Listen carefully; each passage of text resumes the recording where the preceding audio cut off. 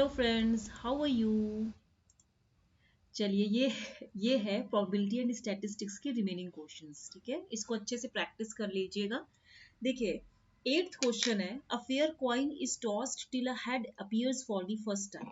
The probability that the number of required tosses is odd. अभी हम जो probability कर रहे हैं ये फेयर कॉइन से रिलेटेड कर रहे हैं। मतलब कोई कॉइन है तो उस कॉइन में क्या होता है, आइदर हेड होता है और टेल आता है। ठीक है, उसको जब तब तक टॉस करते हो जब तक कि एक हेड फर्स्ट टाइम नहीं आ जाता। तो क्या प्रोबेबिलिटी है कि जो नंबर ऑफ रिक्वायर्ड टॉसेस हैं वो ऑड होंगे।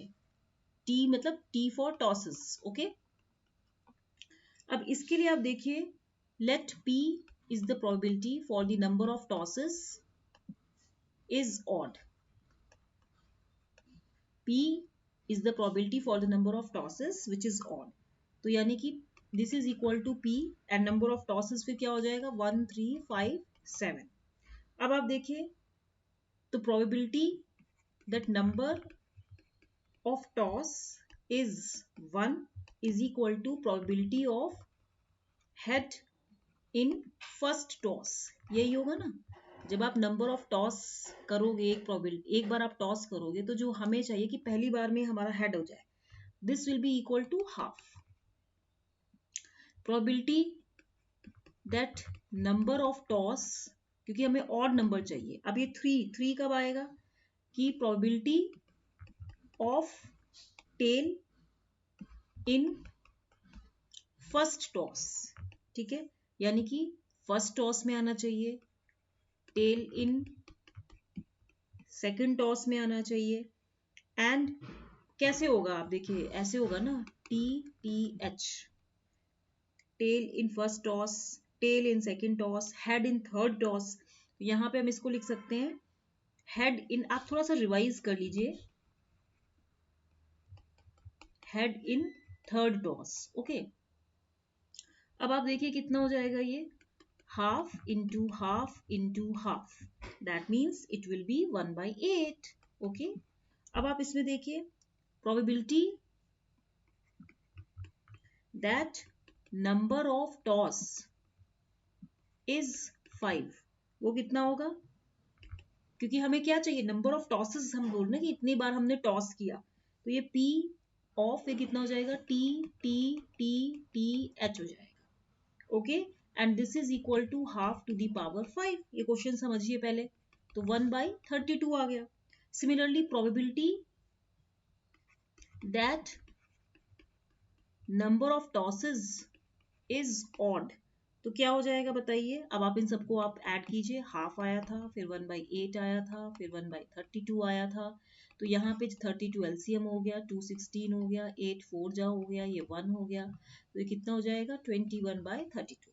ओके, या हम इसको भी टोटलिंग भी नहीं कर रहे हैं ये, क्योंकि odd number of sum, actually इसको मिटा दीजिए, मैंने इसको एक्चुअली लिमिटेड ले लिया, ये अभी चलता रहेगा सीरीज।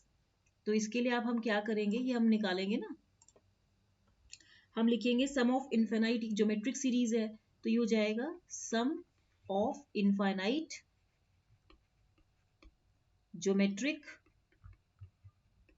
सीरीज। तो क्या होगा, first term is half and then common ratio is 1/4। तो आपके पास क्या आएगा, टी जो सम ऑफ सीरीज आएगा वो a/1 minus T is equal to a by, sorry ये गलत हो गया, ये होगा a/1 माइनस r। तो ये कितना हो जाएगा 1, आप इसको निकालिए, कितना हो जाएगा हाफ बाय 3/4। तो ये वैल्यू हो जाएगी आपकी हाफ इंटू 3 और ये 4, तो ये हो जाएगा 2/3। तो आपका आंसर क्या आएगा 2/3। क्वेश्चन समझ में आ रहा है। क्वेश्चन पहले समझिए क्या कह रहा है ये। देखिए, किसी कॉइन को आप तब तक टॉस करते हैं जब तक कि आपका एक हेड फर्स्ट टाइम में नहीं आ जाता। तो जरूरी तो नहीं है कि पहली बार में हेड आ जाएगा। तो नंबर ऑफ रिक्वायर्ड टॉसेस जो ऑड होंगे उसके लिए हमने क्या किया कि नंबर ऑफ टॉसेस ऑड क्या होते हैं, 1 3 5 7 एक्सेट्रा चलती है, ये सीरीज चलती रहेगी। तो इसको यहाँ पे डॉट लगा दीजिए। तो पहले नंबर ऑफ टॉस जब हमें 1 चाहिए, तो यानी कि पहले टॉस में हेड आना चाहिए, तो ये हाफ हो गया। नंबर ऑफ टॉस जब 3 होगा तो टेल होना, तो ये इस तरीके से बताया जा रहा है कि ये जब हमने टॉस किया तो ये हेड हमारा 3 पे आया। फिर 1 3 5 में जब नंबर ऑफ टॉस जब आप फिफ्थ टॉस करेंगे तो आपका जो हेड है नंबर ऑफ ऑड्स में आना चाहिए, number of required tosses is odd, तो यहाँ आ रहा है ये फिफ्थ में, तो हमने ऐसे कर दिया। अब इस तरीके से आप इन सबको ऐड कर देंगे तो sum of infinite geometric series बन जाएगी जीपी। नेक्स्ट क्वेश्चन है, in a housing society half of the families have a single child per family while the remaining half have 2 children per family.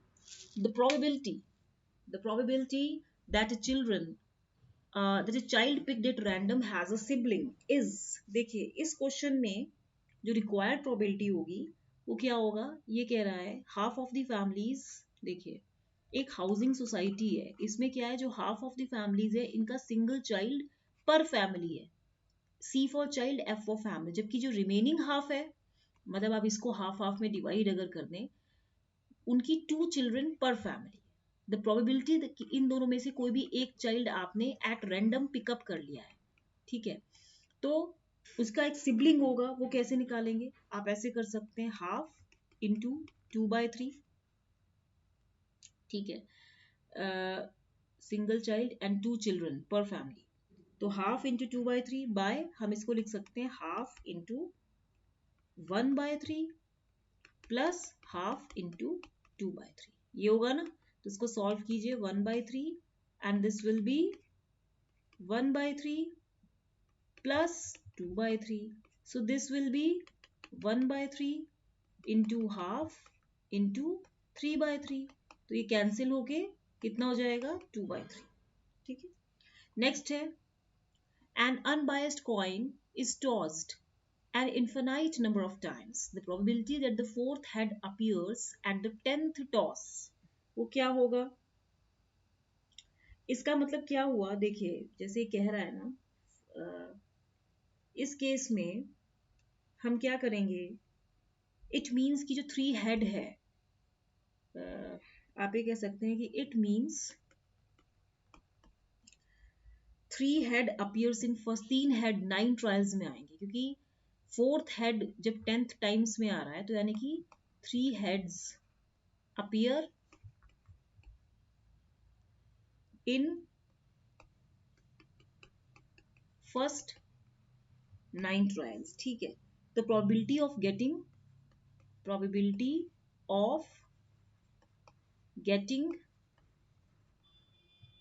exactly 3 head in first 9 trials, वो क्या होगा, coefficient of p cube in कितना हो जाएगा, देखिए जब आपका हमने मान लिया कि p plus q is equal to 1 है, लेट, तो 9 ट्रायल्स हो रहे हैं अगर, तो 9c3, क्योंकि 3 हेड्स इन 9 ट्रायल्स हो रहा है, फिर हमने बोल दिया कि ये p क्यूब हो गया और ये q 9 माइनस 3 दैट मीन्स 6 हो गया, तो q क्या है 1 माइनस p है ना, तो 1 माइनस p है, तो हम इसको ऐसे लिख सकते हैं ना कि हाँ, तो अब आप इस क्वेश्चन को कैसे करेंगे, p is the probability of occurrence of head, हम इसको लिख सकते हैं p क्या है, probability of occurrence of head, and q क्या है, probability of occurrence of tail, let it be, हमने ज्यूम किया है, तो ये कितना हो जाएगा 9c3 और p कितना हो गया हाफ ऑफ होल क्यूब, और ये कितना हो गया हाफ ऑफ 6, यही होगा ना, तो ये कितना हो जाएगा 9c3 into half to the power 9, okay, and in 10th trial head must appear, and in 10th trial head must appear, तो रिक्वायर्ड प्रोबेबिलिटी क्या हो जाएगी, what will be the required probability, it will B 9c3 into half to the power 9 into, हम इसको half से multiply करेंगे तो कितना हो जाएगा, जरा सॉल्व कीजिए, 9 factorial by 3 factorial 6 factorial 8 7 6 factorial, और हो जाएगा हाफ टू द पावर 10 हो गया ये, ठीक है, अब इसको पूरा सॉल्व कीजिए जरा, ये हो जाएगा 9 3 9/6 हो गया, 3 2 जा 6 एंड 1/2 टू दी पावर 10, 2 3 जा 6, सॉरी 3 2 जा 6, 3 3 जा 9, तो ये हो गया 3/2 टू दी पावर 11। अब आप इसको जब पूरा सॉल्व करेंगे तो ये कुछ 0.082 के लगभग आएगा। तो इसका जो आंसर है ये 0.082 आएगा। सॉल्व कीजिए। क्वेश्चन पहले समझिए। ये कह रहा है कि 4th हेड 10th टॉस में आएगा, इसका मतलब 9th ट्रायल्स तक आपका 3 हेड्स आ चुके होंगे, 9 ट्रायल्स तक। तो हमें कॉफिशिएंट ऑफ पी क्यूब निकालना पड़ेगा। ठीक है, in p plus q is equal to 1। Okay, तो इट मीन्स, ठीक है, तो ये है आपका क्वेश्चन। नेक्स्ट क्वेश्चन है, देखिए ये क्वेश्चन थोड़ा लेंदी है। A fair coin is tossed repeatedly till both head and tail appear at least once. The average number of tosses required is, देखिए ये क्वेश्चन आपका गेट में आया है। इस क्वेश्चन को करने के लिए थोड़ा दिमाग चाहिए। देखिए, to get both head and tail at least once, we have to toss minimum 2 times. To get both head and tail appear at least once, we have to toss minimum 2 times. Okay, तो जो random variable है x, it represents first toss starting with head. ठीक है, अब मैंने यहाँ पे क्या लिखा, x एक रैंडम वेरिएबल लिखा, यहाँ प्रोबेबिलिटी ऑफ x लिखा, यहाँ पे मैंने लिख दिया 2 3 4 5। ओके, ऐसे लिख दिया।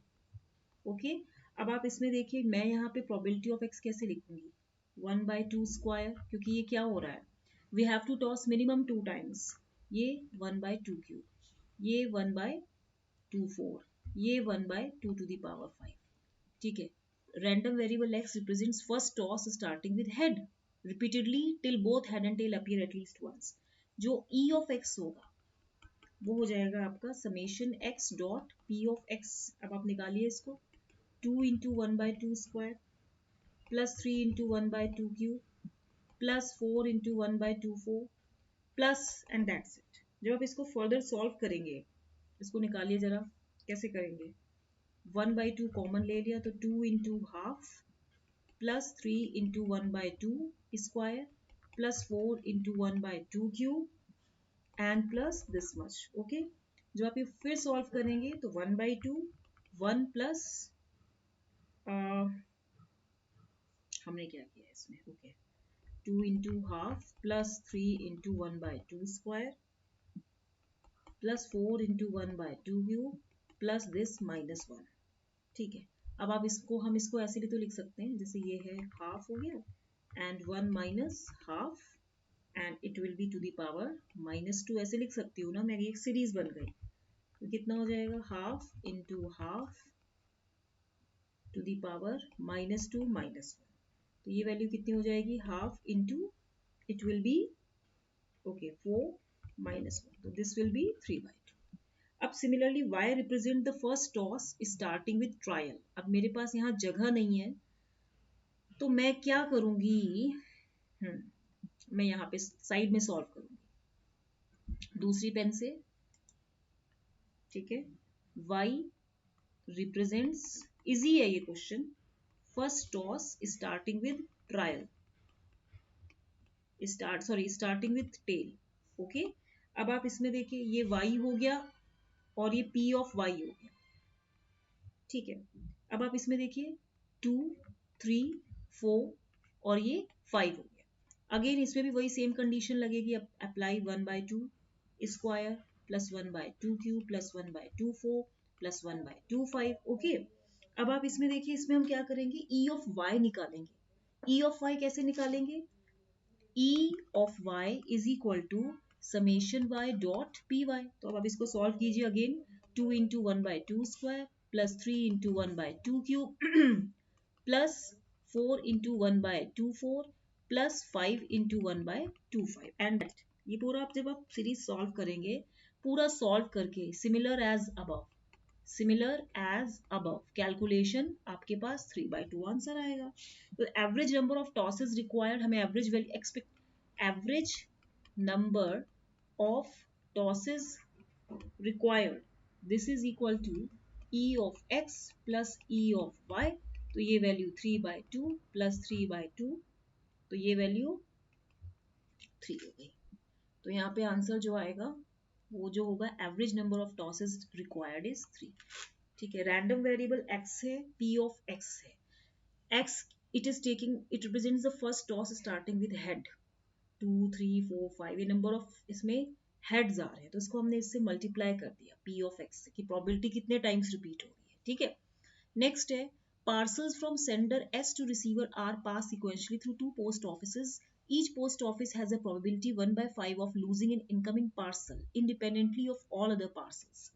Given that a parcel is lost, the probability that it was lost by the second post office is C. Question में क्या दिया है? क्वेश्चन में दिया है कि पार्सल जो है सेंडर S से रिसीवर R तक ये सीक्वेंशली पास होता है फ्रॉम टू पोस्ट ऑफिसेस, दो पोस्ट ऑफिसेज हैं उससे ये सीक्वेंशली पास होता है।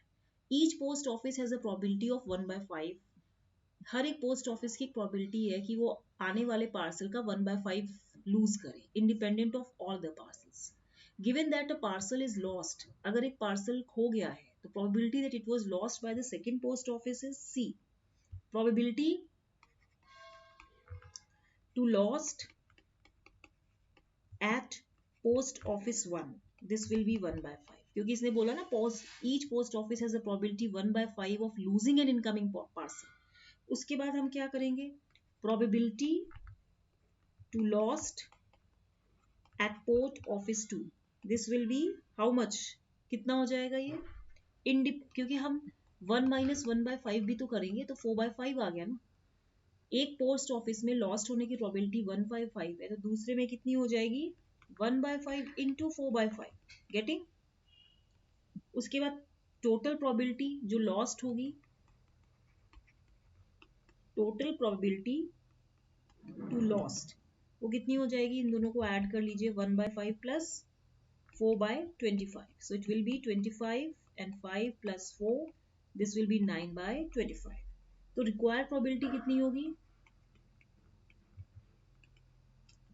ये हो जाएगी 4/25 डिवाइड बाय 9/25।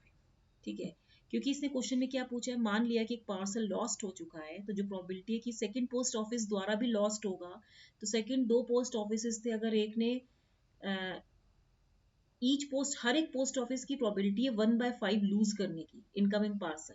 अगर एक पार्सल लॉस्ट हो गया, the probability that it was lost by the second post office, तो ये इस तरीके से होगा।